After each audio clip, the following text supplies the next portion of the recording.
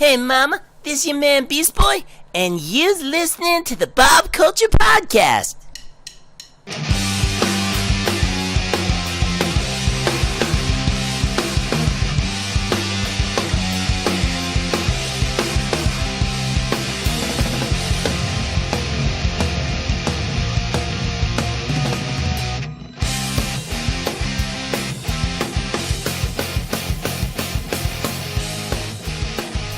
All right, everybody, welcome to episode 49. We are almost at 50 episodes here on the Bob Culture Podcast. And, of course, it's time for our annual fantasy football preview with our expert fantasy football panel.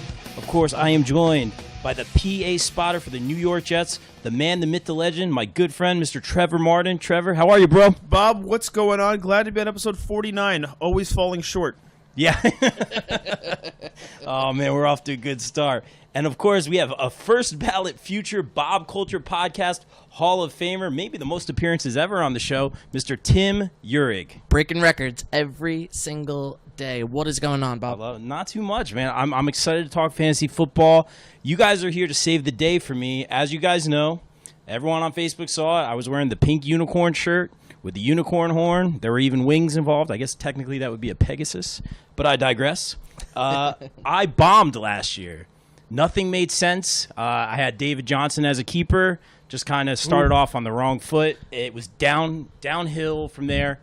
I've been to the top of the mountain a few times. I had to learn how to lose last year, and it was tough. You were humbled. You were humbled by the experience. Yeah, I was, man. I know. Is the cover of this podcast going to be the picture of you and the unicorn? I did think about that. It may have to be. It's my background on my phone. It motivates me every day. Oh, boy. But I'm not going to lie. It made me feel better about my season last year. Right. Coming in third after spending a lot of money in my auction draft and spending it on future draft picks for even this season where it's going to come back and bite me. So seeing you in a unicorn, I'm like, well, at least that didn't happen to me. Yeah, well, I'm glad that I could amuse you guys. Tim, how was your season last year overall? Overall, you know what? I always say that if I can bring home one championship, it's a success.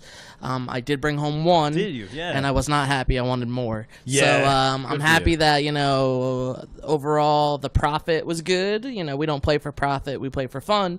But it's, I won one league and I'm looking to win multiple this year. I'm ready to go. Hey, man. Well, good for you guys. And my goal right now is 9th place or better. Hashtag no more unicorn. All right?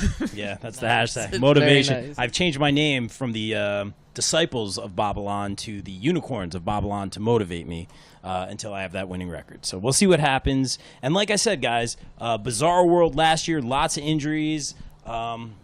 Tons of injuries, actually, when you think about it. A lot of bad starts for people. And the Eagles, not to knock on them, but the Eagles won the Super Bowl. I didn't see that coming. Did you guys? No, it was totally bizarro world. Yeah, totally. Yeah, everything's backwards. Someone changed the timeline. It was very nuts. Carson Wentz had a phenomenal year until he got hurt. And you know what? They had a nice little stretch run, and Tom Brady couldn't beat another backup quarterback. So yeah, hey. Well said, 100%. And thank you guys for joining me again. Always a pleasure. Are you guys ready to talk some fantasy football? I'm scared. Sir. Yeah, I feel I'm scared too.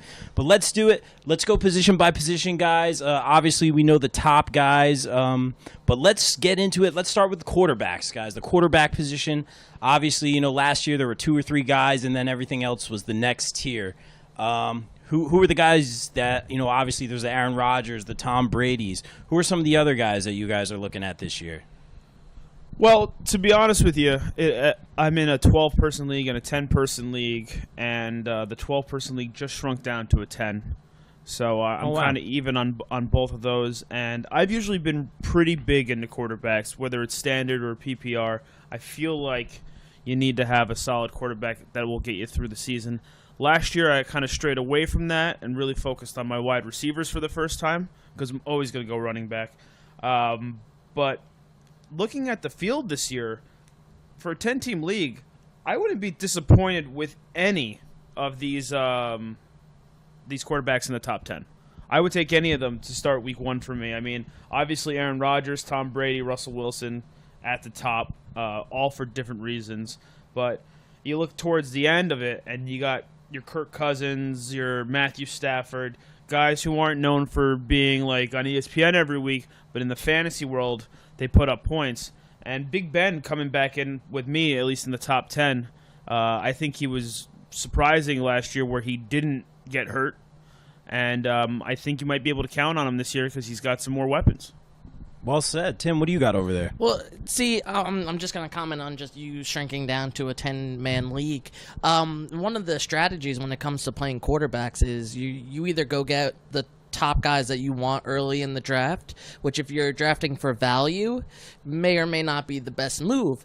But in a 10-man league, streaming quarterbacks is not a bad idea, especially if there's no requirement to having a set amount of quarterbacks on your bench. If your league says, hey, you can have whatever on your bench and you want to carry one quarterback, most people carry one quarterback, especially if it's the guy who drafts Aaron Rodgers. He's going to not worry about a quarterback, and he's going to pick up one quarterback on the week that he needs him, when Aaron Rodgers has a bye. So streaming quarterbacks, I think, is a fantastic option, especially when you have such great matchups during the year. Like, you can really go out and get a quarterback where, you need somebody who's serviceable. So what's serviceable as far as a quarterback? 250, 2 touchdowns. Maybe that third touchdown puts you a little over the top. That's all you're really asking for. So you can definitely go get that when you were looking to stream a quarterback. But I mean, we touched on all the guys that you can look at in the top 10, even outside the top 10. I mean, you want guys. Mariota should have a bounce back year. He didn't really do so well. I was going to bring that up. I remember we did our mock draft, and I picked Mariota, and you guys were like, I don't know, and you were right. Both of you guys were right. You know what? He was one of those guys that could have had a breakout year. The only thing is he's in such a tough division where you have to play the Jaguars defense twice. The Houston defense, if they're healthy, you have to play them twice. Although he also gets the benefit of playing Indy's non-defense, twice a year. So, nothing went well for him last year. Yeah, he did throw a touchdown to himself in the playoffs. That was pretty awesome. Yes, he did throw a touchdown, which is double points. Double points in the regular season. I mean, you can really, if you're streaming quarterbacks, you can get anybody in the top 10 as like a base guy where he's going to be your quarterback, and you can plug him in, plug him out if you're not getting one of those top-notch guys, and you can just plug guys in the rest of the way. I mean, you have a guy like you guys are Giants fans, but I mean, Eli Manning should have a bounce back year. His offensive line has improved. He got a running back who looks, by all counts, like he's going to be awesome. Now you're taking a little bit of pressure off of the wide receiving core because they might have to stack the box for the running back. So now all of his weapons, as long as they can protect Eli should be able to throw 28-plus touchdowns. Should be able to throw 28-plus touchdowns, and that puts him in the top 15. Now, if you're streaming quarterbacks, right, you can get him on a good week, and you'll be good to go. I mean, if you're looking at some of these guys, I don't know. I would say that Stafford is in a tough division. He's going to have to throw a lot. He's going outside the top 10 as far as quarterbacks. So, I mean, there's guys out there that you can go and get if you're not going to go get these top guys. But what you get with those top guys is stability at the position. You don't have to worry. It's a set-it-and-forget-it position. If you draft Aaron Rodgers, guess what? There's really no one who's going to be ranked higher in that week as far as projection than Aaron Rodgers. Oh, yes, and guess who has Aaron Rodgers as a keeper this year? There you go. That's what you get when you're the unicorn. Go ahead. Well, speaking of keepers, though, at the same time, I have a lot of question marks. I kind of look towards the future a little bit in my keeper league, and there's some big question marks. Jimmy Garoppolo's, I threw him on my bench when he got traded. An amazing 4-game stunt. Yeah, and small sample size, but yes, fantastic. I was going to ask about him. And I can keep him for $6. I mean, I have Le'Veon Bell. I have Melvin Gordon. All these guys that I can keep, but they're going to cost me a majority of my budget. But those are all-star players that are going to get me, great points. But for $6, and to have possibly, if he plays like he played those 4 games, a top 5 quarterback, if he can pull that off, I mean, that's a big question mark. And I could save big on my budget and go out for one of those guys, for Le'Veon or Melvin Gordon in the draft, and maybe get him cheaper. But I don't know. You don't know what he is yet, and he's right at the cusp because you only saw him for 4 games and you saw nothing but greatness. But can he do that for a whole season? Exactly. So, I mean, good stuff.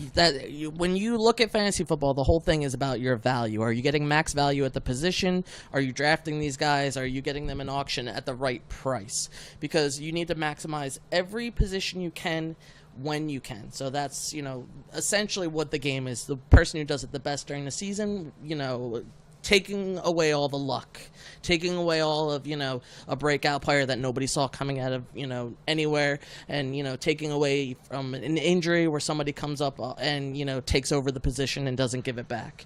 You are trying to maximize the value in which you are getting these people. Really good stuff, guys. You guys are awesome. Trevor, I'll throw this over to you, man. What do both of you guys think about the rookie quarterbacks coming in? I'm asking you, Trevor, because obviously with the Jets, do you think there's only been, one preseason game? So far, one Yeah, you can't tell preseason anything game. from one preseason game, but what do you think about the Jets quarterback situation? Well, if we're looking at just the Jets specifically, Sam Darnold was highly, highly impressive. Yeah. There was some throws he made on the run that were on target. He went in. I mean, after the first half, he was, I believe, 7 for 8. Were you at that game? I was at the Yeah. Nice. I pretty much committed to the whole season at this point. Usually miss one preseason, but I'm all in this year. And You were impressed. I was impressed with it as a quarterback. As a fantasy prospect, I'm not sure. Gotcha. Because I don't think he's going to start.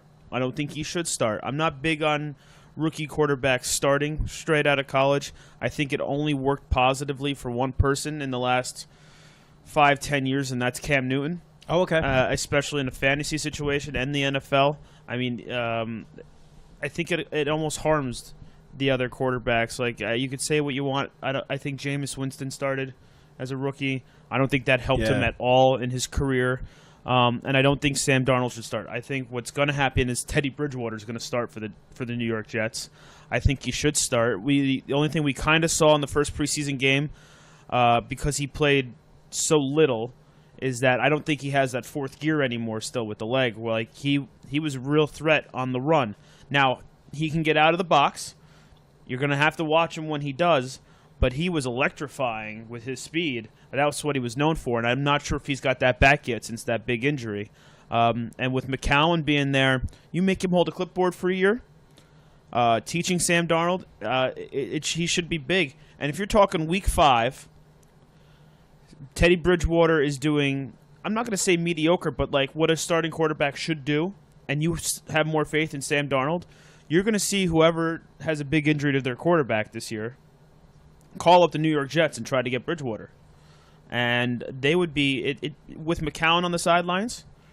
I mean, it'd be hard for them not to trade him. So right now the power is in the New York Jets' hands as far as their quarterback situations go, because they have 3 solid quarterbacks. I think Josh McCown coming off his best year yet in the NFL. So as far as football goes, the Jets are set at quarterback for the first time in a long time. Fantasy-wise, I don't know what value they really bring, because they're going to streamline all 3 of those quarterbacks. You don't know who the starter is going to be week 1. I think it's going to be Teddy. He could get traded easily, and then you don't know where he ends up. And, when it's NFL time, not preseason, will Sam Darnold perform? Maybe. Will he perform in fantasy? Highly unlikely. Good stuff. And we got Trevor with the bird's eye view at the game, man. This is the good reporting right here. Thanks, bro. All right, Tim, you look like you got something to say over there. The only thing I'll say is this. As far as the Jets are concerned, they would be doing themselves a disservice, especially if they get off to a slow start. They would do themselves a disservice if they didn't trade Bridgewater. I think a team would have to call up, and even a team looking for the future period, like the Giants, who might want to groom a young Teddy Bridgewater, because remember, he's only 25. They could bring him in. He's a veteran. He has won. He's played really well when he was healthy, when he didn't have that leg injury, when he was with Minnesota. He won games. So they would be doing themselves a disservice, especially if he played pretty well, and they got off to a slow start. I think McCown's going to end up starting week 1 or 2, but I would not be surprised if, Bridgewater took over. I also think that quarterbacks really should hold a clipboard unless, they are that highly touted coming out. Darnold is highly touted, so, I would not be surprised if they went with him either. But, if you had a prospect like Andrew Luck, who was coming out of college. That was my next question. He was, the guy. So he came in, and they moved on from Peyton Manning, and they gave him the reins right away. I don't think that happens with Darnold, but I would not be surprised if, week 7, 8 comes along, and they decide to, throw him in there. If you're talking past the Jets, too, and looking at rookie quarterbacks, I think the only rookie that came out of this last draft that should start maybe week 1, and that's how impressed I was in the only preseason game that we've seen him in, is Baker Mayfield. I think the Browns coach is probably going to have to take a step back, and because I think they already said that Tyrod Taylor was going to start week 1, which, again, I don't think is bad because I like rookies holding quarterbacks. Rookies holding clipboards for at least a year, or going in halfway through the season if you're just having a terrible year. And I don't think Tyrod Taylor's that type of veteran quarterback to teach a younger quarterback. I think McCown's a great coach for the future. I agree. And I don't think Tyrod's that guy. And I think he might be the only one that could go in week 1, and you might, depending on the matchup, be really, really tempted. Like if you went first 4 rounds getting wide receivers and running backs, that'd be tempting to maybe pick up Baker Mayfield. We'll see. Maybe, hopefully you're drafting right before week 1. You see a couple more preseason attempts. Hopefully no injuries. But also Mitchell Trubisky. I always think I say his name wrong. I would say it wrong too. Yeah, like last year was his rookie year, and he's going to start this year. He's got a lot more around him, but I got no faith in that either in a fantasy perspective. I didn't see enough last year to make me think that he's going to put points on the board for my team. So rookie-wise, I'm kind of staying away. And you know what? It's something that you usually do. You usually stay away from these rookie quarterbacks because they're not reliable. You don't know if week 1, week 2, week 3, all of a sudden it becomes overwhelming for these guys. So now we have an interesting situation in Kansas City, right? So Mahomes has been given the team. This team has studs on the offensive side of the ball. You have running backs that can catch out of the backfield, who are explosive. They take it to the house more times than not. You have Kelsey, who is a fantastic tight end. You have wide receivers that are burners. And Mahomes is now there. And can we rely on him?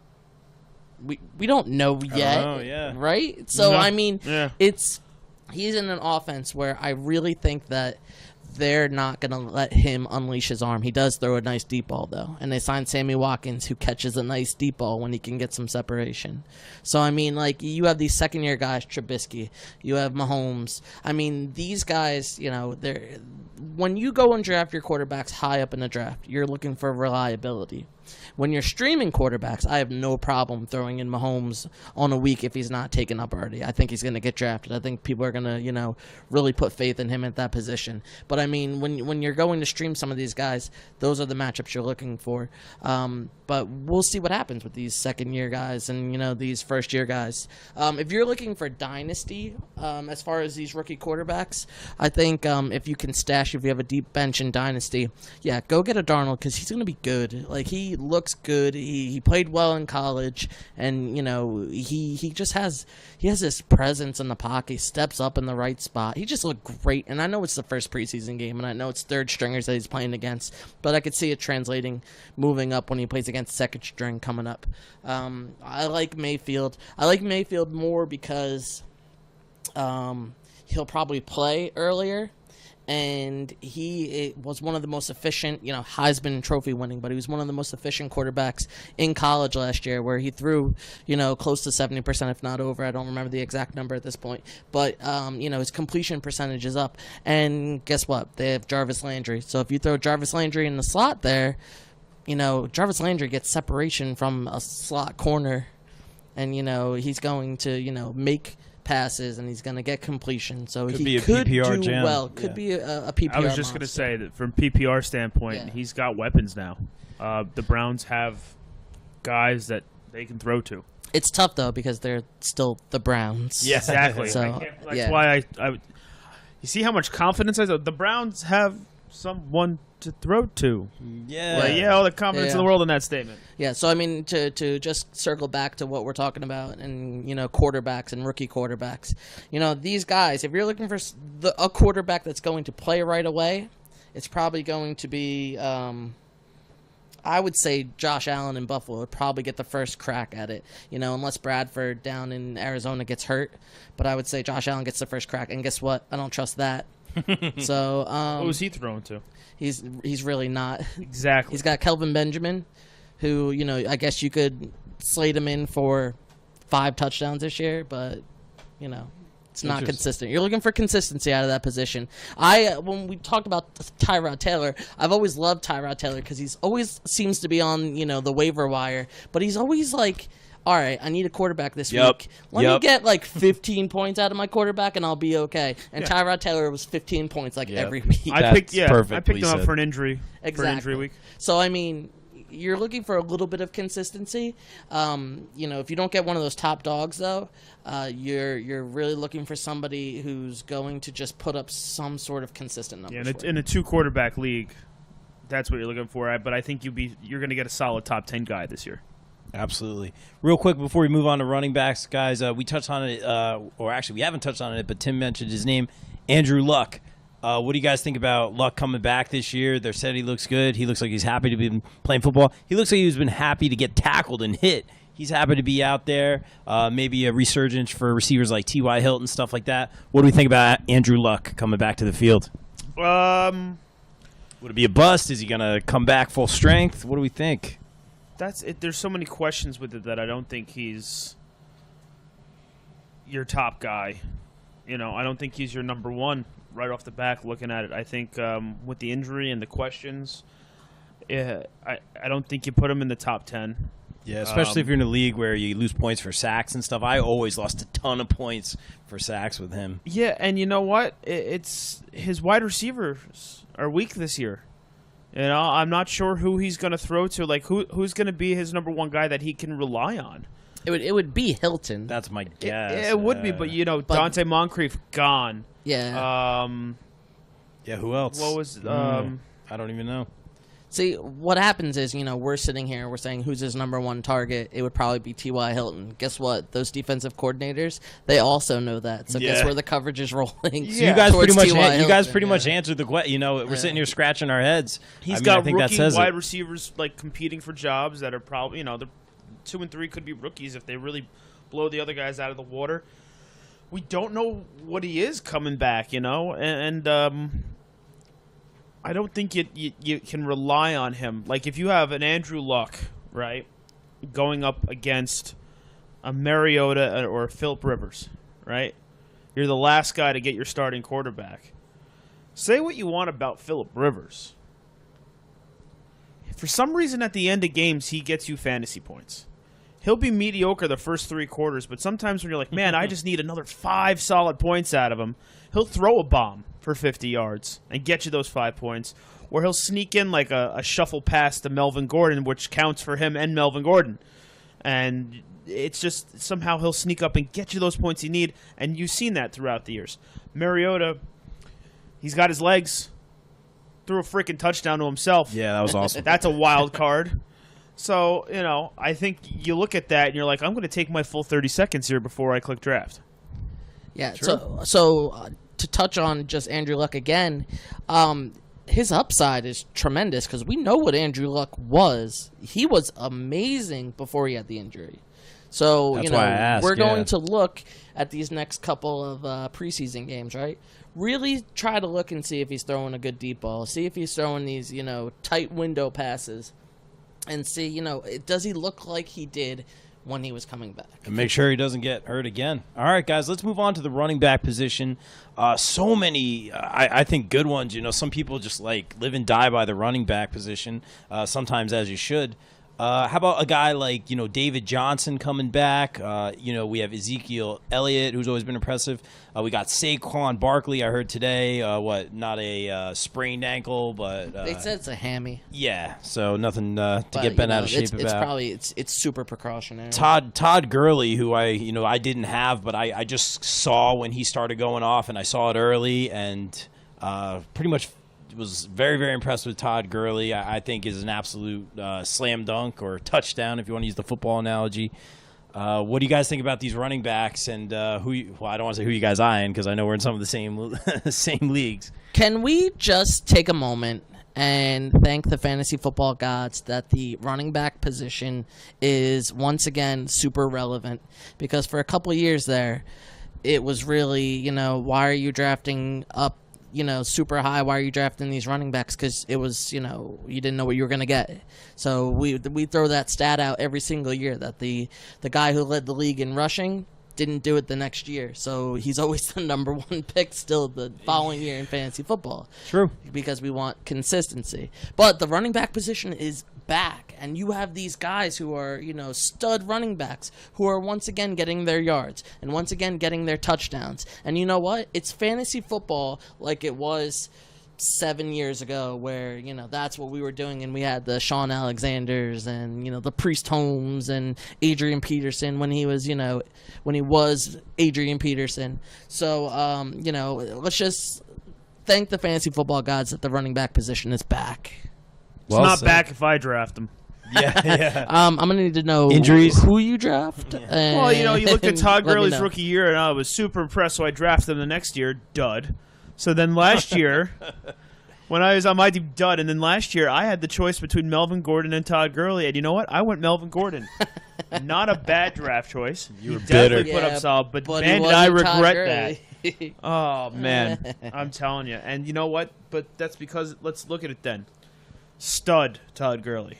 Bad Todd Gurley. Stud Todd Gurley. Are we now on the down low again for him this Interesting. season? He hasn't shown me consistency. He was his rookie year. Oh my God, that number one guy. And then he did not have a good fantasy year the next year. I'm going to add this and only this, right? Think about this surrounding cast. When everybody knew that Todd Gurley was really the only weapon, His stack first year the box. in LA. Yeah, so when he went off his rookie year, right? So then the next year, he didn't really have a great supporting cast. Last year is when it really, really, his cast, the people around him were fantastic. And guess what? This year, those Rams, watch out, because they are tough. They're going to play tough defense, and they're going to, get up a certain amount of points, and they're just going to hand the ball off. They have a tough schedule, too, I believe. Oh, do they? Okay, I good to know. So. Good to know. Again, if he's there, you got to take him.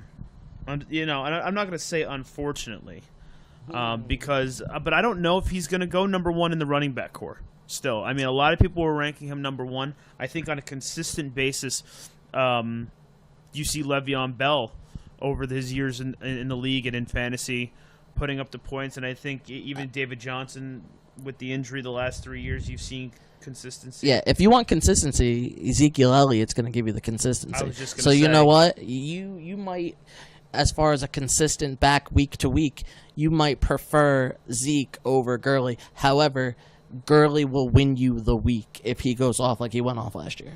By the numbers, Todd Gurley's the number one running back right now in the draft. I agree. By the numbers. Mm-hmm. By consistency, I don't know if I take him. If it's him versus Le'Veon Bell, I don't know if I take him. And I know that sounds crazy, but I have it. He's broken your heart before. He's broken my heart in so many ways. I'm an emotional man. I get it, man. But I get it, dude. I picked up in a trade Le'Veon Bell, and he did exactly what I needed him to do. And I've seen him do it before, and I've seen him do it again. And I've seen him carry so many weak teams. Here's what I'll say about Le'Veon Bell, right? He's 30 years old, and we always know that, like, running backs, when they get to 30, they get on this, like, downswing. I think this year the Steelers are going to run Le'Veon to the ground because I don't think that they're going to re-sign him next year. I think they gave him the franchise tag, and I don't think they want to ink him to a long-term deal. I don't think he's in the black and yellow next year. But then with them running into the ground means he's going to get a lot of runs. And like I said, I think Big Ben, after the year that he had last year, if he could stay healthy, he still has Antonio Brown, Juju Smith. You can't just focus on Bell. You're still going to have to focus on that wide receiver and quarterback core, which should leave the field wide open for him to get plenty of touches and plenty of PPR points. The Steelers, their offense, especially when they're at home, is always a juggernaut when it comes to fantasy points. Yeah, so if you're drafting second, third, first, and you want to go running back, I know a lot of guys don't. They sometimes look at the wide receivers. But I think if you're drafting second or third and you're looking at Todd Gurley or Le'Veon Bell, it's not such an easy, I'm taking the number one guy choice. Interesting. Really good stuff, guys. Let's talk some Giants football here. I'm excited about that. We're in the tri-state area here, the New York City kind of area, even though we're at the Jersey Shore, but you know what I'm saying. Lots of Jets fans, lots of Giants fans in our leagues. You think Saquon, I see, ranked number 5 for the running backs. What do you guys think? We've only seen one performance. He had that one, big run in the preseason game. Yes, we know it's only one preseason game. What do we think about Saquon Barkley? Is he going to go early? Is he the real deal? He's going to go top 10, without a doubt. I agree. He's going to go top 10 without a doubt. I would even say that he goes top 6 or 7. 100% agree. I put him just outside that top 5 because you could go top 4 right off the bat. Gurley, Bell, Johnson, Zeke. That's 4 right there. And he teeters on 5 or 6 for me. New York Giant football is almost like a curse for rookie running backs. All of a sudden their hands turn into bananas and they can't hold on to the ball. Nice. So very impressed to see that he broke off that 39-yard run right down the sidelines and he held on to the ball. Very happy with it, but we've only seen one preseason game, and I need to see more before I take him. I think if you are in a 10-person league and you're there at 8, 9, 10, you can maybe see, and it's a snake draft, so you're going to snake back around. I can see him being your first-round pick, or you pick him up on the turnaround there. Yeah. Huge upside, right? And if we're talking about a position that a rookie could come in and make a huge impact, that's the position. You don't see it that much at wide receiver. You don't see it that much at quarterback. But running back is the position where you get a young guy who has legs and can run. They come in right away and they take over games. So, he's in a position where that offense can throw the ball when you protect Eli Manning. So it doesn't seem like he's going to get a stack box. And the guy can run. And if the offensive line can open up holes, so that's a recipe for success. I love it, guys. Say what you will about Eli Manning and how he's different than his brother, but he's still a Manning. He knows he's on the decline, and now he has a running back. So it's going to make his life a little bit easier, but if he gets the protection, he's always going to look to throw first. Yeah. So in a PPR format, fantasy format, I think Saquon's going to break off big runs. But just keep in mind, too, that it's not going to still be a heavy run team. You have Odell, you have Shepard, and you have Eli, who likes to throw. Doesn't matter how many interceptions he has throughout the past years. He's a Manning. He wants to throw the ball. And you have to keep that in mind when, like I said, if you're drafting towards the end and he's there, take him by all means. But if you're drafting 5, 6, and he's there and Odell's there, I think you might have to go with Odell. I think he's got the bigger PPR upside. It's all about risk. Yeah. It's all about high risk, high reward. And that's what it is when you draft a New York Giant. Yeah, pretty much. Well, we always say it, right? Great. You can't win your fantasy league with your first-round pick, but you could sure as hell lose your fantasy league with your first-round pick. So, and if that's the case, you really have to question, are you drafting this guy? Tri-state around here, take your emotions out. It's so hard for me. I always mess that up. Take your emotion out of it. That's what we always say, Tim. What do you always say? Don't draft. Don't draft with your heart. Don't draft with your heart. Just lock it in the car when you're going into your draft. I may or may not have drafted with my heart in the past, and then I was the unicorn. Okay, so anyway, Moving on, how about guys like Alvin Kamara? Smile for the Kamara. And Nice. no, that's Mike's joke. And Kareem Hunt, guys who had good seasons last year. What do you guys think about them? Are they going to kind of pick up where they left off? I really think it depends on.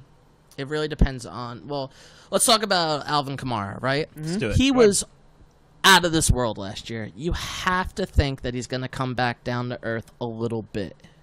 All right, so I'll just put that out there. Like, he played at a whole nother level. And I love that he's there with Drew Brees. And I'm a huge Drew Brees supporter because the guy just throws for yards and yards and yards. So I love Kamara. Remember that he's also going to be splitting carries, but didn't affect him that much last year because they used him phenomenally. When you're looking at Kareem Hunt, remember that we have Mahomes in that situation who's now running that. And you have a healthy Spencer Ware who I think is going to be the bruiser, and he's going to take away some goal line carries. So, once again, using Kareem Hunt out of the backfield, PPR, they're both phenomenal.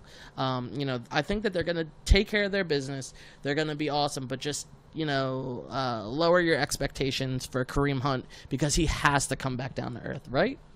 I absolutely. I think in Kansas City it turns into a Tiki Barber. Not Tiki. Was it Tiki and Jacobs? No. Brandon Jacobs? Bradshaw and Jacobs? Bradshaw Jacobs. God. Sorry, I see Tiki every day at work, and sometimes I understand, get man. stuck in my head. But I love Bradshaw. I think that's what's going to happen. He's right. With the carries and the goal line, you're not going to know who you're going to get. Kamara, I got handcuffs with last year because I had Ingram. And pleasant surprise. Yeah, which was great. But at the same time, when you got towards the end of the season, Kamara outsnapped him by a mile. But then Ingram might get that third down touchdown run in, so you didn't know what was going to happen. Ingram being on a 4-game suspension to start the season is going to be huge. I mean, you knew Kamara was going to be the starter. You knew he was going to be the number one guy. But coming back down to earth was, expected. He had a great season. Oh, but out now, of this world. But now, there is no Ingram. So he's going to be the number one and number two guy. For 4 weeks. For 4 weeks. I like to start off my season strong, though. I don't think you draft Ingram at all. I think you can wait till that third week of the suspension and see if he's still on the waiver wire and wait to pick him up.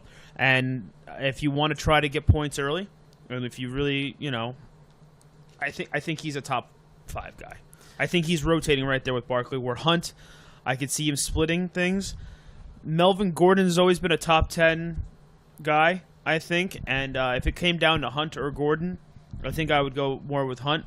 Even take the risk on a Dalvin Cook, who was amazing. I had him in one of my leagues. Yeah. Great. I loved him until he got hurt. So I think Hunt drops in the draft, even though his numbers show that he should be higher. Which is a recipe for someone reaching and taking him early. So he might not even be around when you're drafting. Wow. You guys are on point today. Everything's really good. I'm learning things here. You guys are on I top want of it. to say this, though. I truly wholeheartedly believe that this is going to be the year of the rookie running back, more so than last year. You're going to see some of these guys that are rookie running backs come into good situations, and they're going to, run well.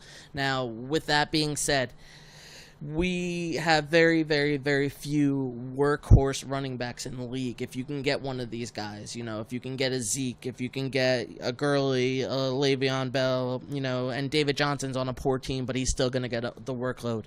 Go get those guys. But you are going to, you might even want to use what they, used to refer to as a no running back formula, which isn't exactly no running back when it comes to the draft. It essentially means that you're going wide receivers, quarterback before you take your running back, and then get some of these guys on the lower end. Rex Burkhead had a fantastic year last year, and his average draft position was not good at all. So if you picked him up and you played him when you were supposed to play him in good matchups, he was fantastic. So I know he, in a 4-week span, was phenomenal for me moving towards the playoffs in a couple of leagues. You have some of these guys, but with all these rookie running backs, their situations mean that they're going to get the volume. Just know that the volume doesn't mean that they're going to produce, but they are given the opportunity. And as far as running backs, if you don't have those top guys, opportunity is, a necessary part of them being successful. So if they have the opportunity, you have a chance. I've always put a lot of faith in the running back position, and I've always ranked it very high in my importance of drafting. That being said, if you don't get one of those top guys, I would say if you don't get one of the top 6, you can maybe sit back a little bit because you still got a Devontae Freeman out there. Who's always consistent. You got Jonathan Stewart gone in Carolina, so now you got a Christian McCaffrey. Christian McCaffrey, PPR monster. Jordan Howard, we don't know what we're going to get out of him. But the surrounding cast around him is better. He should have an expanded role. He should, still be better than he was. Yes. And then you're looking at also Leonard Fournette, who the wide receivers in Jacksonville have changed big time, and he's been there, and they might rely on him again. So you got some guys that if you don't get top 6, don't freak out. Go for a top 5, top 6 wide receiver. Take the extra round. Take the extra draft round and see what plays out, because I think there's guys at 15, 16 that could still, based on workload, be your number 1 guy. And Great also Great remember advice. this, right? A lot of running backs you will get off your waiver wire that will produce on your fantasy team. A lot of people did not draft Kamara. Kamara came off the waiver wire week 2 last year, week 3 last year. So there will be an opportunity to get somebody off of the waivers if you have a slow start. If you win the first 2 games of fantasy and you're, last priority on the waivers, you're not going to get these guys. But guess what? You're 2-0 and you're not 0-2. So, when it comes to these guys, you really there's going to be a lot of opportunity for backs out there. So like when I say these rookie running backs, one guy that I'm really intrigued with is this Sony Michel out of New England. New England doesn't waste a first round pick on a running back if they're not expected to use them. And I know we always say like New England running backs and you can't ever trust the workload that they're gonna get. Yeah. But why is Belichick going and getting a running back in the first round if he doesn't have an idea that he wants to use them? It's hard, and to your point, it is hard, especially when they have glaring needs at other positions. It's hard to tell with the them. Patriots on the 2-yard line, you're going to want that guy. Yeah, exactly. for sure. Absolutely. I mean, but there's also something too. We've talked about all the positives of the running back position. Did not talk negatives. I would stay so far away from LaShawn McCoy this year that it's not even funny. Yeah. I think he's a great running back. I still think he's got something in the tank. He's on the Buffalo Bills. Yeah. And he also has a little bit of trouble with a little domestic dispute. I was going to say some off-the-field stuff. Off-the-field stuff never that helps. he's going to be in his head. Rookie quarterback. All he's got is Calvin Benjamin. Maybe he gets the workload, but I don't think he breaks out for runs. I think you're 100% right. I think he right. gets hit with a 1-yard run constantly. I mean, Washington got screwed. Their rookie guy got hurt. He's out for the season. Torn ACL yesterday or 2 days ago. Lamar Miller. Definitely, I think, on the downslide. These are some of the guys I would stay away from that are names that you've heard for years that you're going to look at it and you're going to go, man, LaShawn McCoy's still available. But then so is Jerick McKinnon. Yeah. Jerick McKinnon, I want to love Jerick McKinnon. I want to so desperately. Exactly. However, he's in a great offense. And we know who his head coach is, and we know who his head coach is calling the plays. And we know that, he had success with running backs in Atlanta. Now, here's the thing. He went out and said, I want Jerick McKinnon, gave him all this money. He's got a plan for him, right? Yes. He now has Jimmy G as the quarterback, who is a quarterback who, from what we've seen, can play. So, I want to take the initiative and draft Jerick McKinnon. However, he didn't do great with the workload in Minnesota. He had the opportunity. Now, if you want consistency and you want a more safe draft style, I tend to draft on the safe side, knowing roughly what I'm going to get. And I do miss out on some players because of that. Just Jerick McKinnon's one of these guys that I think I want to jump on this year. Interesting. But that's what I'm saying. You got to really look at it. You got LaShawn McCoy. You're like, that's LaShawn McCoy. How do I not draft LaShawn McCoy? It's not the same one. Yeah. He's on a really, really not good team. He's on a bad team. Absolutely, man. 49ers are looking so up It's ridiculous. Yeah, it's crazy. And if Jimmy Garoppolo starts throwing touchdown bombs, the field's going to be wide open for him to take the ball and run because the teams are going to be looking at the wide receiver. Or they're up and they got to run out some clock. So oh my there's gosh! a little opportunity there. To your point, Trevor, what you were kind of saying, you got to be careful with the running backs. I mean, guys go out. I mean, like you said, the Redskins running back went out. I mean, it's next man up as far as I'm concerned. Let's with not even talk about the Green Bay Packers run. I was gonna. That was my next question, dude. That's where I was going. Killed me.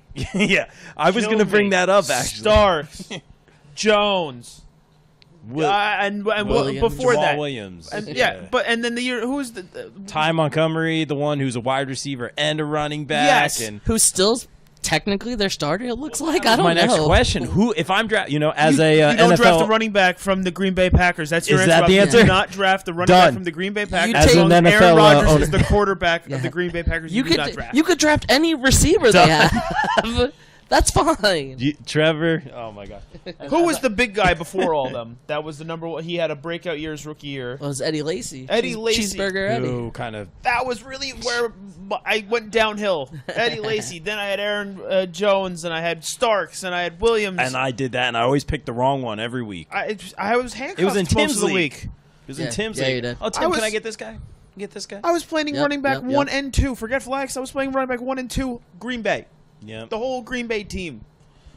You do not draft running backs from the Green Bay Packers as long as Aaron Rodgers is the quarterback. And you know what you're the right. worst part is? I The think worst you're part right. is that they're going to have opportunities. I know. So it's gonna go totally it's an the opposite, offense. yeah. It's an offense that's going to move the ball. But now you have Jimmy Graham at tight end, and Aaron Rodgers has been looking for a good tight end since Jermichael Finley, who also had amazing years in fantasy because of Aaron Rodgers. He just kept getting hurt by week 4 and out for the rest of the season. So I'm looking at big things from the big, tall Jimmy Graham. Yeah, you think he's going to be almost as good? I mean, I know it's a lot to ask, but almost. Yeah, We're talking about running backs. we are talking about running talking about backs. running No, backs. you're right. We will get to that. I'm just tight end trying to position. prove the point that you have a better right. you have a better chance at taking Frank Gore with the Miami Dolphins now than taking a Green Bay running Hey, back. listen, Really? Yeah. Frank Gore, I like him in the flex. I like him in the flex. You If like I him have in the flex flex? issues and he's going to get me 65 yards and potentially a touchdown, I like him in the flex. I kind of like that with the Carlos Hyde or even maybe Isaiah Crowell with the Jets. We don't know if he's if it's going to be Bilal's year or Crowell's year. I think We'll see. It's too early to tell off that first preseason game because they played the same amount of snaps and they both rested. Crowell got hurt right there at the end, but Crowell got the touchdown. So I don't know. I got flex running backs. You always and my guy has always been Theo Riddick. Okay. Yeah, Cannot hate on the Theo Riddick because Matthew Stafford and him get along so well. especially in a PPR. PPR He out of the throws to him backfield. he throws it to him in the flat. And Oh, yeah. It seems like, if you're in a jam and you need somebody in the flex and he's available, yes. Is it LeGarrette Blount? Is he on the line? He is as well. And that's a situation where guys have been given opportunities and they just can't seem to. We're just yelling out run names. away with it, yeah. We're just yelling Yeah. out names now. I mean, we could yell out Darren Sproles on the Eagles. Here's too, the only but- thing. Here's the only thing I'll say about the Lions. The Lions rank last in rushing offense almost every year. So I don't want that running back, whoever it is. Yeah. Boom. Done. Really, really well said. Guys, let's move on. Let's keep it moving here. And you guys are knocking it out of the park this year. Real quick, I almost brought up Marshawn Lynch. I believe you guys were both high on him last year. He looks like he slimmed down. Did you see that run he had the other night? I didn't. Oh my goodness, he broke it out wide and just ran away from defenders. Laying off the Skittles. I don't know. I didn't want to mention Marshawn Lynch because I went for him in all my leagues last year, didn't get him, and I didn't want to bring him up because I'm still going to go for him again this year. He's Oh, really? Yeah, still high. Yeah, okay. flex by a mile. Got it. Oh, Okay. by a mile, I would have him as my flex position. Good stuff. All right, interesting. Yeah, I had to bring that up. All right, let's talk wide receivers. OD. Yes, that's right. My keeper, Odell Beckham Jr., and my other keeper, Aaron Rodgers. We're going for it this year. The Unicorns of Babylon are going for it. Some good keepers, but I guess that's what you get when you're in last place. What do you guys think? And of course, Trevor, you are number one on the waiting list to join the America Pro League. So you too one day could be the unicorn. Oh, well, out of things that I strive for in my life. Yeah. Wide receivers, man. Yeah. What's changed from last year in the top 5? Nothing. Absolutely nothing. Nothing. Nothing. You're still. I mean, you had one or two drop out. I would say Mike Evans dropped out because of inconsistencies. AJ Green because of inconsistencies and some injuries. But I mean, but still, those guys top. The I top think 4 or 5. They're all the same. Antonio Brown, DeAndre Hopkins, Odell Beckham, Julio Jones, and Keenan Allen have been the top 5 in my book for the last 2 seasons. So many questions, so many age factors pulling in there. I don't think you can go wrong with any of them if you're looking at it. DeAndre Hopkins, you don't know what you're going to get in the quarterback situation in Houston. Yeah, so I mean, if you look at that small sample size, DeAndre Hopkins performed with every quarterback last year that they threw at him. Yeah, that's what I'm saying. Like, you can't. That's why he's still in the top 5. But he was phenomenal when it came to Deshaun Watson being in there. So, but that's a small sample size. So we'll see what happens. But he is an elite talent now. Odell Beckham, he was my first-round draft pick. It was great the first 3 weeks.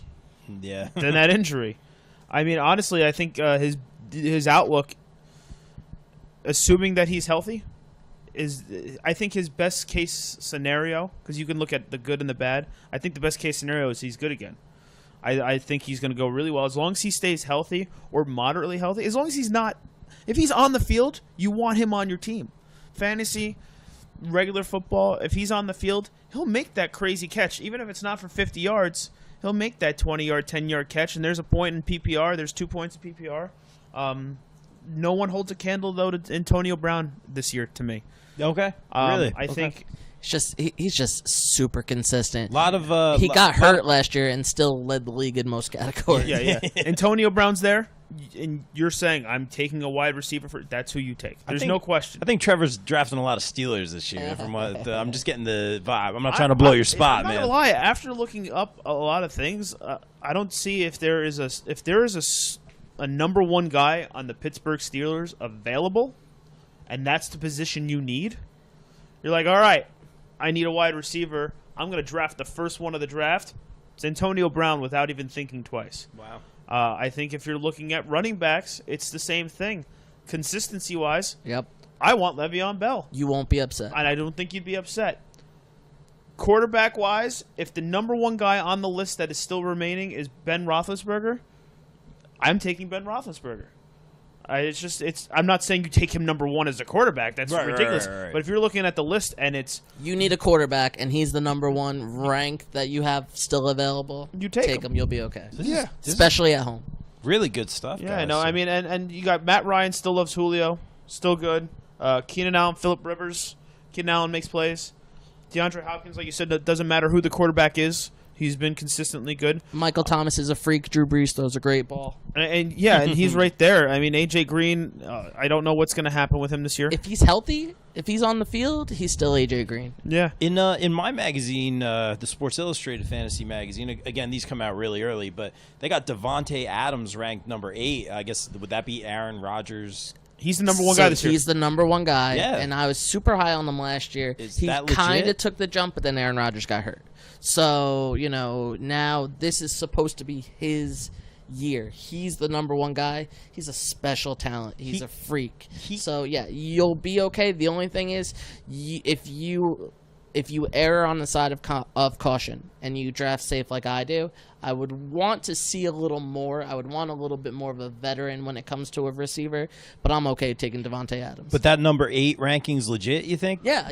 Number 8, yeah. Especially if Aaron Rodgers is healthy the whole year. Aaron Rodgers is healthy. 1. And Jordy Nelson's not there. Yep. I was going to say the top 2 reasons why he's number 1 and in single digits in your fantasy draft is because Aaron Rodgers healthy, Jordy Nelson's not there.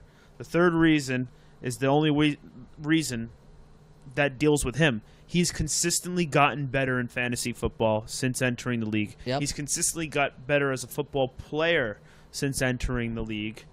And that's why he's in your top 10. Yeah, so last year was supposed to be his breakout year, and it essentially was. However, very interesting. Aaron Rodgers was hurt. But at the same time, there's plenty of guys who we talked about last year, and I think are right at the bottom of the top 10 that I'm a little weary of. Mike Evans does nothing for me. Should he have a bounce back year from what? Because he didn't produce last year like a lot of people thought he necessarily was going to. Yeah, he still had over 1,000 yards. Touchdowns weren't there. Yeah, exactly.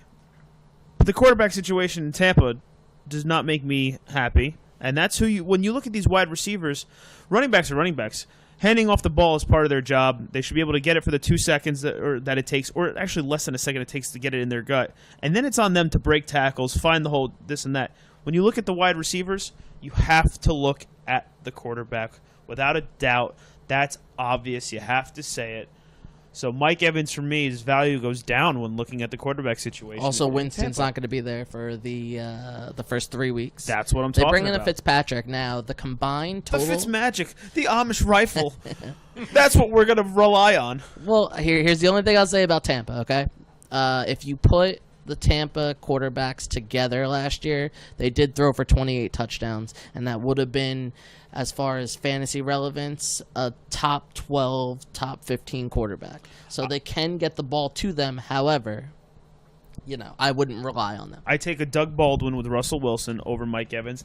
I'll even take one of the top 2 Minnesota Vikings over Mike Evans. Thielen? Especially with Kirk Cousins there. Kirk Cousins there. Adam Thielen, Stephon Diggs. Yep. I take either one of those over Mike Evans. I'm not big on Tampa this year. And then you're probably still going to have Tyreek Hill around. You don't know what you're going to get out of Kansas City. That's someone you take a flyer on. Yeah. T.Y. Hill, and you don't know because Andrew Luck's back. You might want to take a flyer on that. You know what Mike Evans is going to produce, I think, in Tampa. And I think there's obviously a bigger risk, but a much bigger reward than what you get with him. How about some of these? I think Mike Evans is going to be the new Demaryius Thomas, where he's not quite the superstar number 1, but he's like the top echelons of wide receiver 2s. I got low end wide receiver 1s, high end wide receiver 2s. Not a bad statement. We're good. We already talked about T.Y. Hilton a little bit earlier. How about some of these veteran guys that are ranked pretty high? A guy I've always been high on, obviously there's a quarterback situation, but Larry Fitzgerald in the magazine, he's marked as a PPR gem. Guys like Alshon Jeffrey. Who else was I looking at over here? I guess we already talked about Doug Baldwin, T.Y. Hilton. What do you guys think about guys like Fitzgerald? Fitzgerald, 35 years old. Yeah. Was one of those guys that you would want to go out and get in the first round for the longest time of his career. And you know what? I think the last probably 2, maybe 3 seasons, he's been the most undervalued wide receiver. It was almost, it looked like how the mighty have fallen. And then all of a sudden you realize by week 3 he's putting up consistent numbers. He always does. And there's but the thing is, there were a couple good wide receivers in Arizona. So you didn't want to make him your workhorse because you didn't think he was gonna get all the throws, but by the end of the game he was consistently putting up the same numbers each week. You know what happened there? They put him in the slot, so now he's not as the number 1, so he's not getting their best corner on him. And maybe they make an adjustment. And Carson Palmer recognized that. The question is now, will the new guy? And it's a new coaching staff there too. Yeah, will Sam Bradford know to throw to Larry Fitzgerald? I don't know. Will he be healthy enough to throw to Larry Fitzgerald? That's a fact. And I think we kind of also just skimmed over. I know I mentioned Doug Baldwin a little bit. I want to go back to him. Yeah. Because I've had him the last 2 seasons, and he's been a banger bust. Yeah. He'll put up, all of a sudden, it'll be like, oh, man, he's got 4 points. Oh, he's got 4 points. Then he catches a 60-yard touchdown bomb in the 4th quarter and puts up big numbers. I mean, with Russell Wilson, you never know what you're going to get because of his legs. And he does like Tyler Lockett. So there's the other guy you got there. But Doug Baldwin, I think you can't discount him at all either. You mentioned Alshon Jeffrey, another big guy. I think it was a great pickup, obviously, for the Eagles, and they love him there. I think Chicago really regrets that. But Chicago making moves and getting Allen Robinson. That's a number 1 target that if you're willing to take the risk, on Mitchell? I think Trubisky's going to like him. Exactly. He will get the volume. He'll get the targets, and he could have a phenomenal year. And you're looking at him, and in most rankings, you're going to see him around 15 around there. So if you're looking at that, and you're looking to double up on wide receivers early in the draft, maybe you grab one of those all-star running backs early, and then on the back end you need some wide receivers, and you want to take a chance on him, Allen Robinson's going to get number 1 targets, and he's still a stud. And the best part about his injury last year, it happened in week 1. He's had extra time to recover. It's not like it happened week 17. Interesting. Really, really well said. Michael Crabtree's gone from the Raiders, so Amari Cooper should be very happy because he thinks he's going to be the number 1 guy too. But I think something that you have to worry about when you look at Amari Cooper too, because he did great last year in fantasy. Is Jordy Nelson joining the Oakland Raiders? So wide receiver wise, I think almost his value goes down a little bit because I think the throws are going to be shared pretty evenly there now, and for both Jordy and Cooper, I think they don't reach their highest potential that they could reach because it's going to be shared so much. Like if Jordy was your main guy, that's gonna his Green Bay situation. Yeah, he'd be covered more, but I still think he makes the catches. Football standpoint, the fact that they're both on the same team is great for the team. It's not great for fantasy at all. I actually really like, and Mom University's own Chris Hogan. That's what I thought you were going. Yep. On the New England Patriots. We haven't mentioned a Patriot really in a while, and you got to still realize that Tom Brady is Tom Brady. We didn't even have to mention him in quarterbacks because he should be on your list in top 3 quarterbacks without a doubt. He always is. And with Cooks being gone, Brady has shown some favoritism to and has linked up with Chris Hogan before. I mean, he scored a touchdown in the Super Bowl, and as long as he's healthy, he could be a big threat. You got Amendola's gone, you got Cooks gone. Edelman's out for the first 4 weeks. So Chris Hogan looks great. Looks like a great weapon for Tom Brady. And I think that he's actually someone you might have to consider. And you know what? He gets those long passes, the value on him. He's your Randy Moss. He's your Cooks. The value on him is going to be phenomenal because people aren't really looking at him. So, we have him somewhere around 50 in our wide receiver rankings. Yes. The value is going to be phenomenal. Yeah. I want to touch on the Raiders wide receiver situation real quick. Jordy. I love Jordy. He's, as far as receivers go, I think he comes in and he immediately takes Crabtree's red zone targets because Jordy Nelson was phenomenal for Aaron Rodgers in the red zone. It seemed like he looked for him, he relied on him. I think Derek Carr is going to do the same exact thing. He takes the Crabtree red zone targets. Crabtree moves over to the Ravens. Now, I saw an interesting stat. Wait, the Ravens signed a 30-plus-year-old wide receiver? What? I think that if the Ravens can move the ball, because, they have the elite Joe Flacco at quarterback, if they can move the ball and get to the red zone, I think Crabtree can still be somewhat productive as a wide receiver 3 or 4 on your team. And the value on him, I think, is going to be phenomenal because people really aren't going to want to draft anybody that Joe Flacco is throwing to. Amari Cooper, I think that he needs to stop dropping the balls that are thrown to him. I think he has the potential to have upside, but we see it every year, and somebody always says, fine, I'll take Amari Cooper here because the value is just right there. You have to just take him. I think there's some guys who are gone down since last season, too, to touch on. Jarvis Landry, you could usually count on catching some balls for you, being kind of like that solid number 2, number 3 guy. I think he's got way too much competition with Josh Gordon in Cleveland, and you don't know what the quarterback situation, because you don't know who the quarterback is still. Exactly. So I think if you're drafted tomorrow, I'm not big on Jarvis Landry. I think if Tyrod Taylor is your quarterback, Landry's value goes down. If Mayfield's your quarterback, Landry's value goes up. Because he necessarily doesn't have a favorite yet. Yeah, and Mayfield will look for the slot receiver. Mayfield will look to check it down to these short routes, and there's no one better in the game at getting some separation from the slot position than Jarvis Landry. But if you're looking for a slot wide receiver, Juju Smith-Schuster. I mean, again, I know I'm big. Apparently, I'm big on the Steelers this year. I'm learning it about myself just now. I'm looking deep into myself, and holy crap, I'm really going for Pittsburgh all of a sudden. But it's not even as a football team. Fantasy-wise, you can't ignore a slot receiver like Juju Smith-Schuster. But there's, like I said, guys who have gone down. Definitely Jarvis Landry. Edelman has gone down the list only, because he's going to be out. And then if Tom starts throwing bombs to Chris Hogan, he becomes a favorite. It's very easy to all of a sudden go away when Tom Brady doesn't throw to you anymore.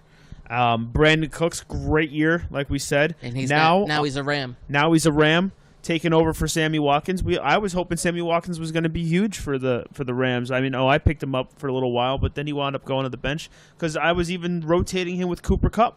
Yep. Because you didn't know who Jared Goff was going to throw to. So while it makes sense, so much sense for him to go to the Rams, in a fantasy perspective, it doesn't make sense.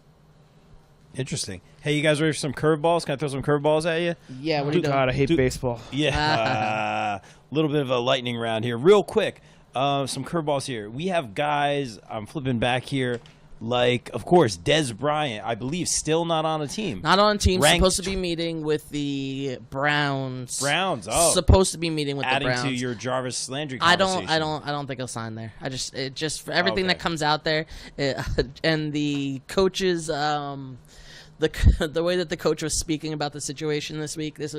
I'm paraphrasing what he said, but he said, "Oh yeah, if he fits the team, we'll welcome any good player that comes along." So just the way that he phrased Very it, general. yeah, it was like I don't know. Des Bryant, you draft him as your, oh, God, this is the 15th round. Yeah, that would And be the kicker I want is not yes. going anywhere. Yes. So I'm going to pick him up and see, who gets hurt week 1 and signs Des Bryant. Good stuff. Hey, I like that, Trevor. And you know what? It would be great value because He's ranked 23 on the wide receivers here. Just that does ignore not, that. Just yeah, ignore I was it. going to Yeah. see. He's not on. A team. He's not How even could- in my yeah. book. I don't think. How could you rank somebody who's not on a That's team? what I'm saying. Exactly. 23. Yeah, he could go to Buffalo, and I wouldn't touch. You guys want another curveball? Nelson Aguilar, who is beyond inconsistent, but it Yeah. would all of a sudden catch the winning touchdown for the Eagles to win the game, Yep, touchdown dependent and 60-yarders is a better draft choice than Des Bryant. at this moment. Yeah. This is some later round stuff, but you never know. Some curveballs for you. How about a guy like Brandon Marshall signing, I believe, in Seattle? Relevant? So the Seattle running game is an absolute mess, and the Seattle offensive line is a dumpster fire. If Russell Wilson is alive at the end of the season, I still don't think that he's going to hit Brandon Marshall. I really think that we saw a situation last year where Brandon Marshall should have came in and He didn't even play a game, right? he did. He did. He got hurt the week right after Odell. Yeah, but as soon as Okay. Odell goes down and your number one, coverage on defense is Brandon Marshall, you're in trouble. He just didn't do much. Yeah. So Brandon Marshall comes in and he runs arguably the prettiest 12-yard dig in the game. I don't think he's very relevant. He ran for 12 yards. I think that was the only time he ran for the Giants. That's what I'm saying. I can't. I didn't see his full effort in that, and I watched Yeah. him on the Jets for so long, I and drafted I was him. big on him. I think. drafted him. I did too, but Yeah. I didn't. There's better options. I put like him in because of Odell, and I got screwed 2 weeks in a row. Ugh. But I like Lockett in that offense more than I like Brandon yeah, Marshall. he's the wide receiver 3 for that team, which means he's low on your bench, if at all. Yeah. about I think you'll have better upside with Lockett. How about just because it's New England and you got Tom Brady? Throw how them about all out there. We'll tell you what we think. How about Eric Decker going to New England? Relevant? All depends. Late On round. all depends on the relationship he has with Tom Brady. Yeah. I think he is still a good wide receiver. Yeah. I think he still has great talent, and the thing that helps him out the most is that Julian Edelman's not playing. Yeah. Gronkowski gets hurt, which is possible. Yeah, very possible. Then his value skyrockets. Yeah. I 100% agree. Yeah, I you think that signing's a home run for that. I'm not a Patriots guy, but I The think that's a home run. relationship is going to be it because it seems like Tom Brady loves to throw to the guys that he's bros with. I think that the real gift is going to be for the Patriots fans who get to see Eric Decker's wife in the crowd. There at it games. is. James Decker, she always does one national anthem a year. Oh, true. Yeah, Yeah. she always, air quotes, offers that to the team, and they're not going to say no. Exactly. It's like, oh, let's see, we could have the Troop 347 Girl Scouts or Eric Decker. Oh, yeah, Eric Decker's wife. Yeah, we're good. Anything else on the wide receivers, guys? Yeah. I mean, if you're looking for consistency, if you look at the Detroit wide receivers, they put up consistent numbers. Okay. And Stafford does a pretty good job as long as he's healthy, and he's tough as nails, so he's usually pretty healthy. I'll say one last thing about Will Fuller, who plays for my Houston Texans. Small sample size last year. I don't trust him there. I don't know. There's just something about lack of targets, that he was getting too many touchdowns for the amount of targets that he was getting, and you can't keep up the production that way. So just be aware he might be going a little higher than he should be. Good stuff. You guys ready to get into the tight ends? Yes, sir. Not if you pitch it that way. I knew I was waiting. You mean the safety blanket? Would you guys like to talk about the tight end position? I think would have been a better way than. Yeah, you guys ready to dive into the tight end? Oh, I missed you, Trevor. All right, so obviously we have Gronk at number 1. A lot of injury concerns always with him. A lot of guys. I'll tell you this right now. Someone named Tim Urig sold me. I don't know. I thought I was getting like the inside track on something on OJ Howard, and I bit on that. I don't know why I did, man. You know I'm what? like, okay. You know what? Because they drafted him in the first round, and can I tell you something? Who? They love exactly. They love Cameron Brate, and they gave him a lot of money. And you know what? OJ Howard and Cameron Brate together make a phenomenal tight end. So Interesting. Really good. Who? Yeah. exactly. You know what? Let's start here. How about Jimmy Graham? I know we touched on it a little bit. On paper, it's a match made in heaven. We think we're going to have the Rodgers-Graham connection here. Aaron Rodgers, I think, likes tight ends, especially in the red zone. I think he looks for his wide receivers to go down the field, make your 20-yard catches, your 25-plus yard catches, dump passes. Even then, he looks for the slide, kind of on a slant. But when he's in that red zone, when he has to only throw, 10 yards, he's on the 10-yard or 5 yards, he likes that little push off and then turn around right at the goal line, and he looks for a big guy to do that. Jermichael Finley was the last time a tight end was relevant on the Green Bay Packers because that's all he did was catch red zone. Other than that miracle Hail Mary. Yeah, exactly. Oh, my God. But that's all he did was catch red zone. That's what got him all the points. But then he consistently just kept getting hurt because he was a physical, more of a tackle tight end, and he got hurt. Besides that, I don't think the tight end position has been relevant. I mean, Martellus Bennett was a huge bust for them. Oh, my God, it was terrible for them. And a lot of people went high on Bennett. Yeah, because he was a physical player. He was supposed to be the second coming of that, and on paper, he was supposed to be a touchdown guy. I don't think that, obviously that didn't work out. And but Jimmy Graham's a different animal. He's a physical guy. He's taller, and he'll no doubt be able to just jump up and get that ball right there in the end zone if you throw it to him. So. Jimmy Graham didn't have a spectacular year last year in Seattle. However, he was really productive because of those red zone targets. So you're telling me that you're going to now put that red zone target for Aaron Rodgers? I think that this is one of those times that you can actually, really go after him and be okay with Jimmy Graham this year. Because there's so many weapons. There's so many weapons. Devontae Adams looks good on paper. Still there. And we know that Jordy Nelson red zone target is up for grab because Aaron Rodgers did like throwing to Jordy in the red zone. Fact.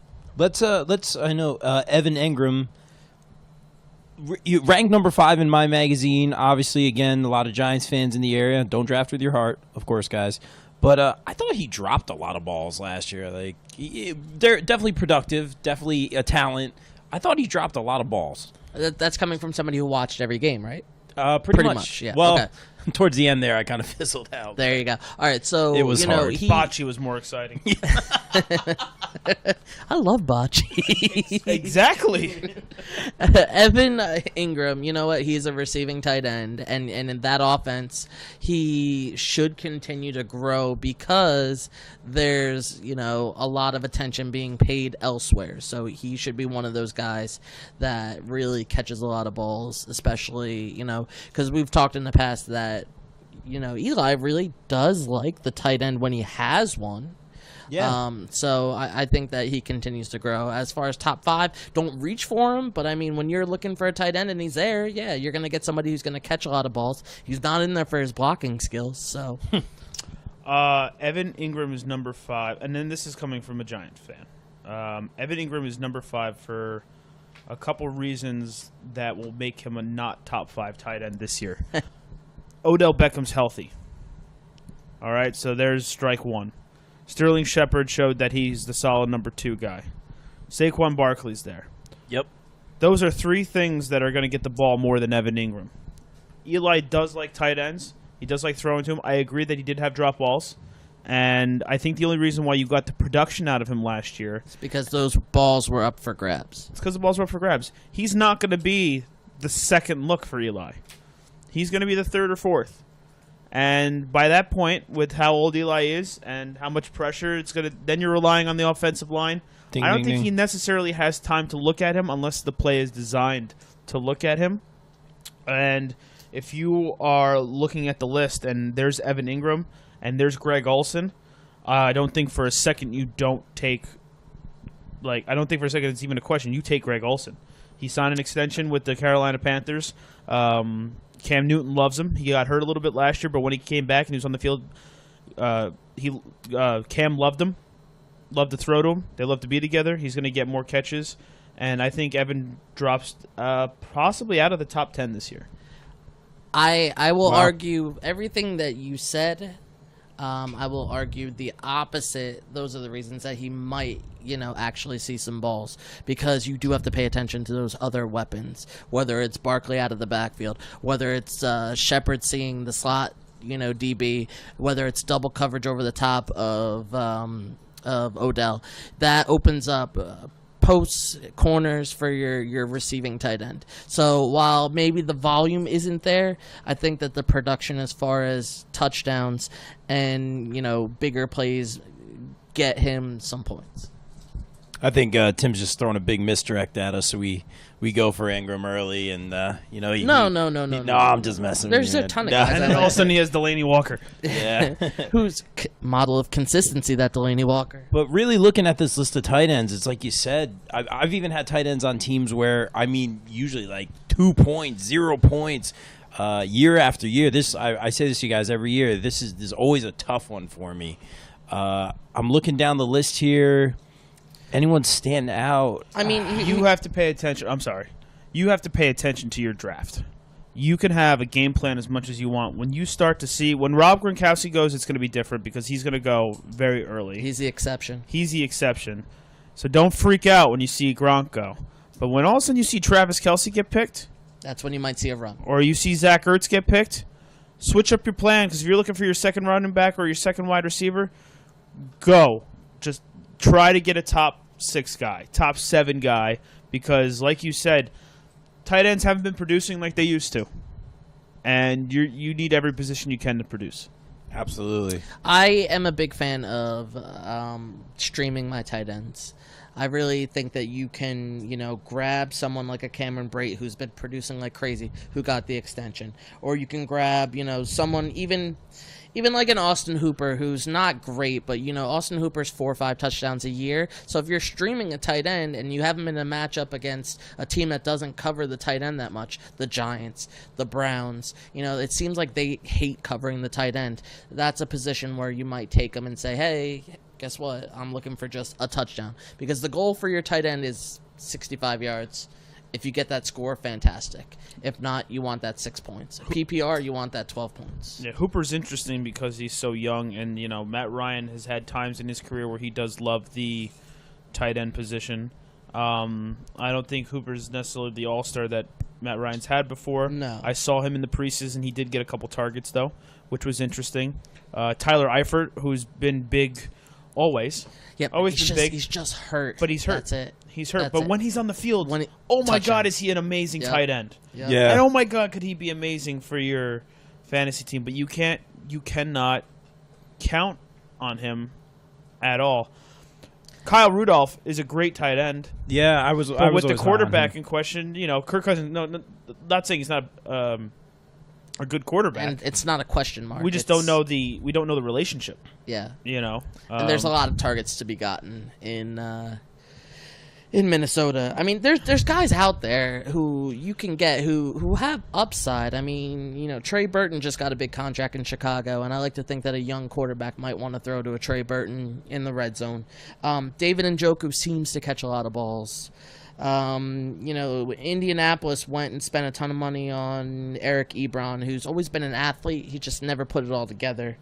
there's guys out there like there's supposed to be an expanded role for your now favorite team, the Pittsburgh Steelers, for Vance McDonald. There seems to be an expanded role for him. Yeah. So I mean, if you're streaming tight ends, they're out there. If you want to grab one, for the most part in standard leagues, people aren't drafting 2 tight ends. So if you're in a 10-man league, guess Unless what? you're dumb, like me.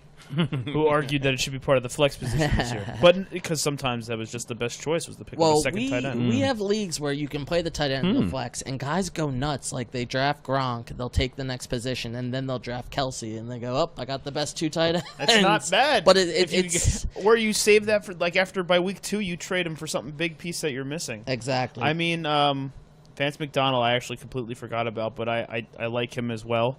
Not saying that you're gunning for him, though. I think he's in the top 15, though. Charles Clay, he plays for the Buffalo Bills, so he's out for me. But someone who I watched a lot last year, who I don't think was a bad player. Maybe he was a bad player. I don't know. I'm kind of 50-50 on him. I don't actually know. Maybe I have a little bit more heart into it because I watched him all year on the Jets.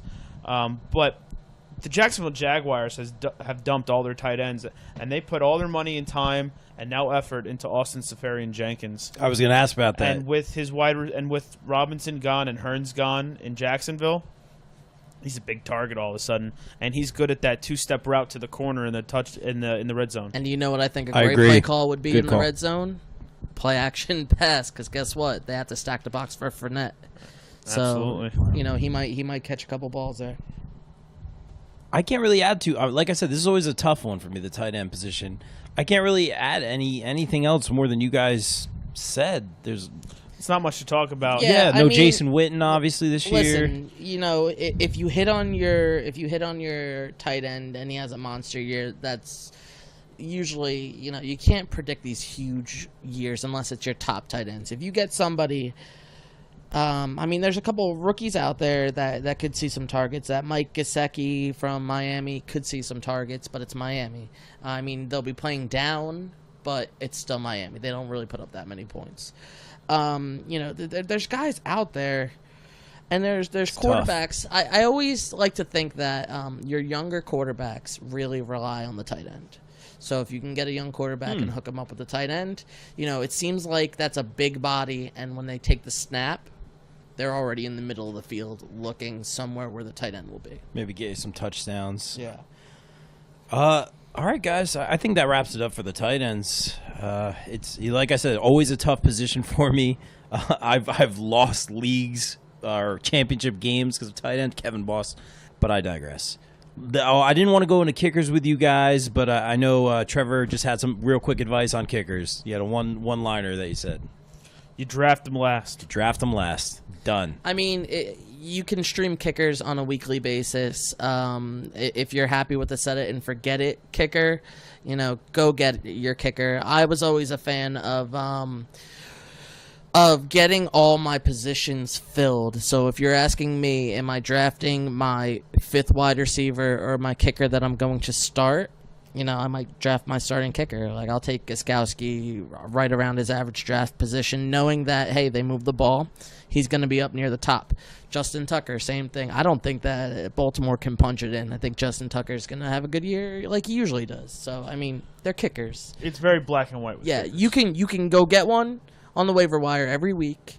I used to be like you. I used to make sure all my positions were filled first, but I feel like if you don't get the top 2 kicker, then it's not worth it anymore. It's okay. You can go get one. Yeah. It might sound simple, and I think I've said it in the past. Grab a kicker who's on a high-powered offense, because guess what? They're going to score.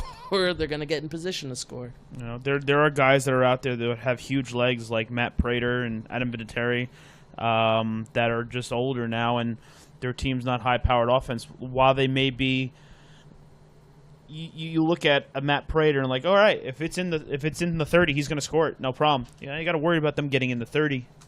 And I don't think that's what you want to put into your kicker. I think each week you could honestly look at the matchup and be like, this is the kicker I'm going with. Because most likely they're either available or you're good with the guy that you Yep. have. Bad defense can't really stop anybody. This offense should be able to put it somewhere close for the kicker to score. You're only looking for 9, 10. Anything above 10 points from a kicker, Oh my God, you have a fantastic week. you're ecstatic. Yeah, exactly. You know, You're Mason looking- Crosby that's it. used to be the best kicker because Green Bay won the Super Bowl and they scored so many points. Yep. You know, Yep. now he's ranked so low, but if Aaron Rodgers goes off, he'll be top again because he's going to be scoring extra points or field goals consistently. Yep. True.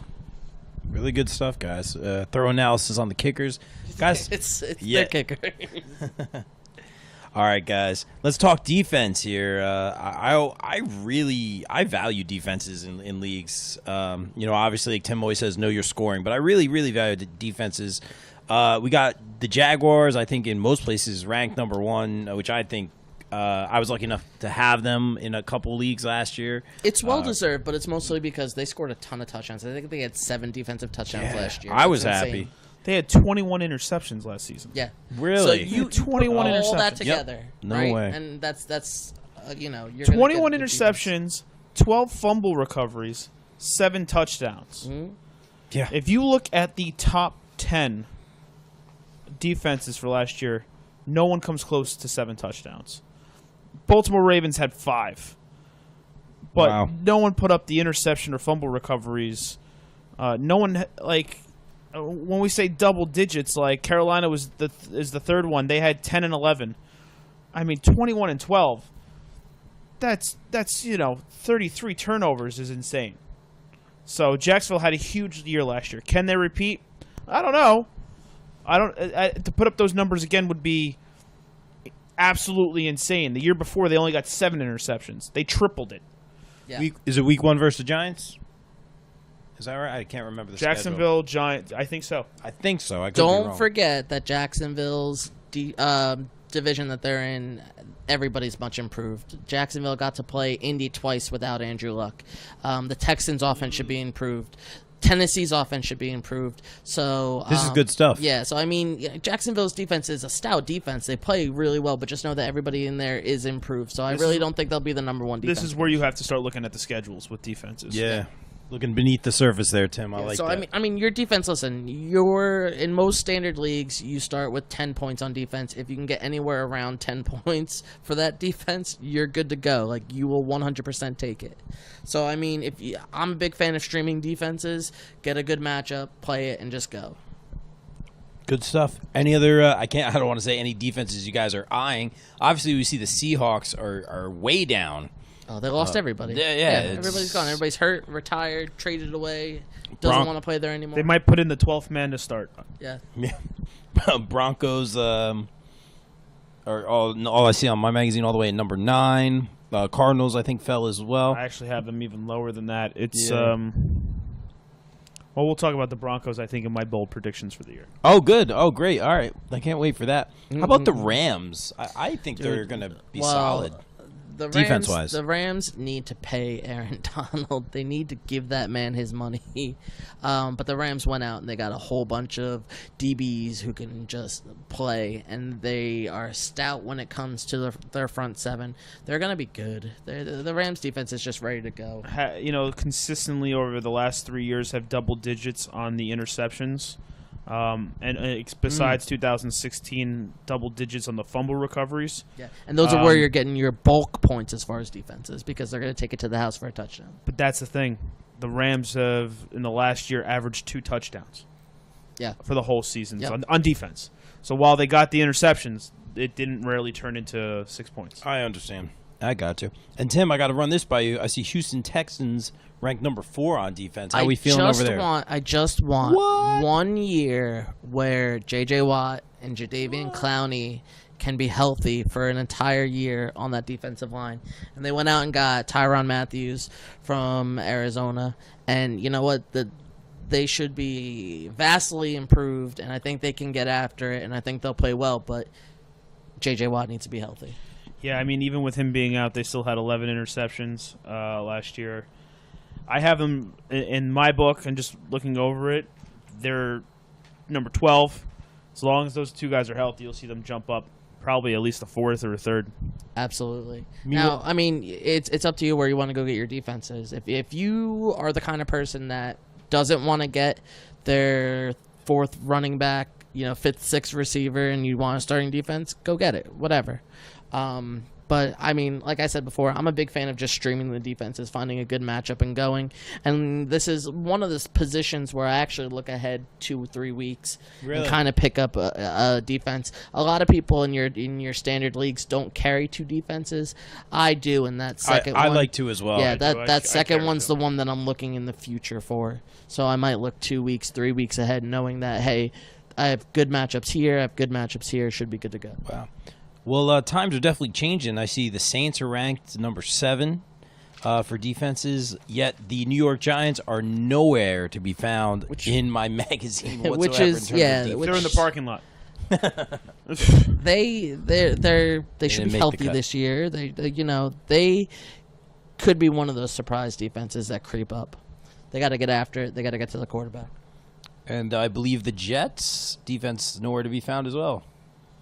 Crazy. There was a whole bunch of trades the year before. They didn't know what they were going to be, and there were some moves again this year, and I still don't know if we know what they're going to be. I think Jamal Adams is still a great asset to that defense, but I don't know any names you can throw out right off the bat. Yeah, you're not good. There's no like J.J. Watt. There's no, Their name back in the day when you had Wilkerson and Richardson, and you could say you were proud of them. That's not around anymore. Yep, gone. Interesting.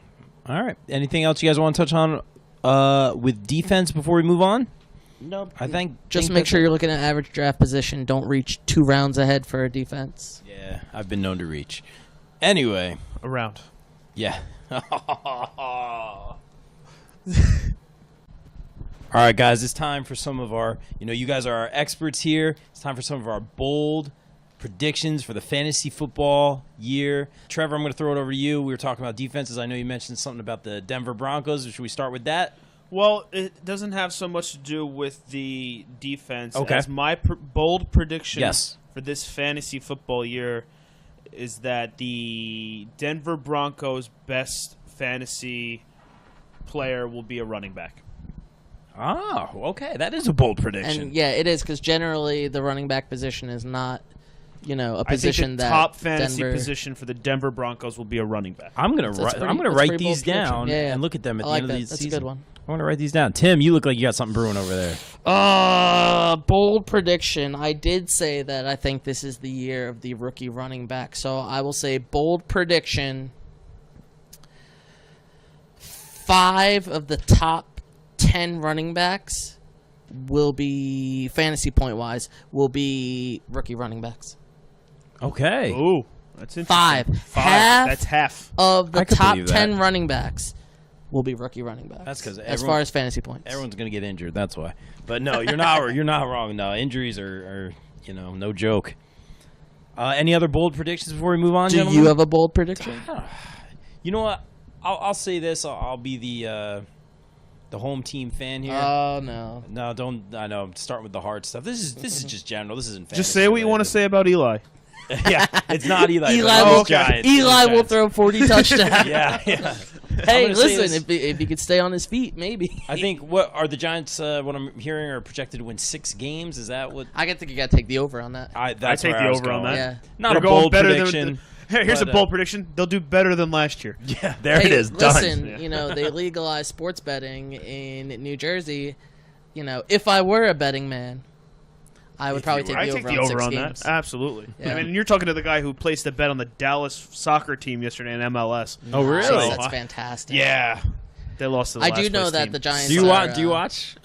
Not Dallas. Yeah, no, I'm just. I watch MLS, but I don't watch Dallas, but I still No, put money on them. Who's in 4th place and lost to the last place team last night, and I lost all my money. Thank you, Bob. So Nice. All right, well that's all right. You'll win it all back in fantasy football. What's your bold prediction?